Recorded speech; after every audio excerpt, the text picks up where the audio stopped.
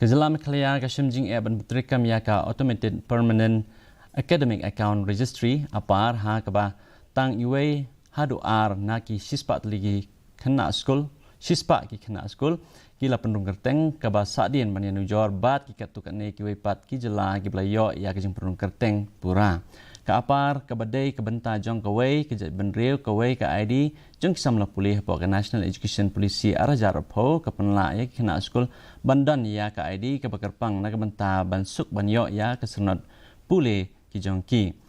Uskil tadi ketnat pulih putih usap nil tembe ula kentu ya ki skul bakin penstet ya kejeng penung kerteng. Nalor kata ke sorkar jala ketemu ban pendap sanspa atli kikam balat ha ketnat pulih putih ban kentiu ya kejeng la ban yo ya kejeng pulih bat kejeng la treikam ka bapaka.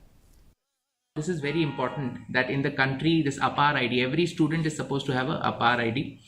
and this Apaar ID will continue even in college. So when you transfer from one school to another school, this Apaar ID will be required. This is in the UDI system and school have to generate it. The percentage, we just have started school, so our percentage is that this is only 1 to 2%.